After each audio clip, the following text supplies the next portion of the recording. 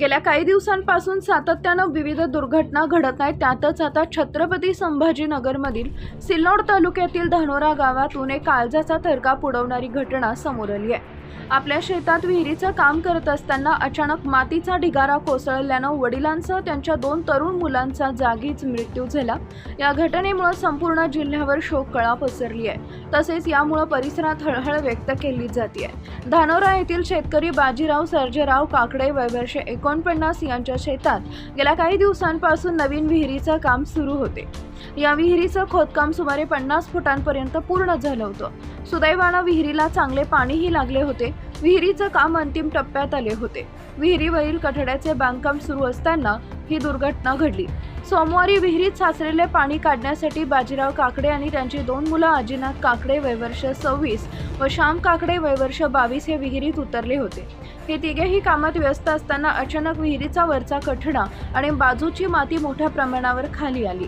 काही समजण्यापूर्वीच मातीचा प्रचंड ढिगारा या तिघांवर कोसळला. यानंतर हे तिघेही 50 फूट खोल विहिरीत ढिगाऱ्याखाली दबले गेले.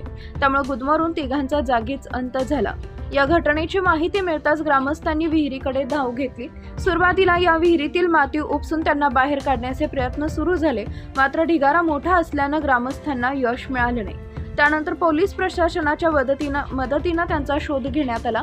दुर्दैवानं या घटनेत बाजीराव काकडे यांच्यासह त्यांच्या दोन्ही तरुण मुलांचा मृत्यू झाल्याचं स्पष्ट झालं. एकाच कुटुंबातील 3 कर्त्या पुरुषांचा असा भीषण अंत झाल्यानं काकडे कुटुंबावर आभाळ फाटलंय. धानोरा परिसरात या घटनेमुळे मोठी शोककळा पसरली आहे. तसेच प्रशासनाकडून पुढील पंचनाम्याची प्रक्रिया सुरू आहे. दरम्यान धाराशिव जिल्ह्याच्या परांडा तालुक्यातील भोंजा इथं विहिरीत बुडून 19 वर्षीय तरुण शुभम नागेश ननवरे याचा दुर्दैवी मृत्यू झाला. पुणे इथं शिक्षणासाठी असलेला शुभम सुट्ट्यासाठी गावी आला होता. वडील, बहीण आणि चुलत्यासोबत विहिरीवर पोहण्यास उतरला असता पाण्याचा अंदाज न आल्यानं शुभमसह 3 जण बुडू लागले. वडिलांनी आणि चुलत्यांनी तातडीनं पाण्यात उड्या मारून बहीण आणि भावाला सुखरूप बाहेर काढले. मात्र स्विमिंग पूलमध्ये पोहण्याचा सराव असल्यामुळे शुभमला विहिरीच्या खोलीचा अंदाज आला नाही. त्यामुळे त्याच्याच कुटुंबासमोर करुण अंत झाला.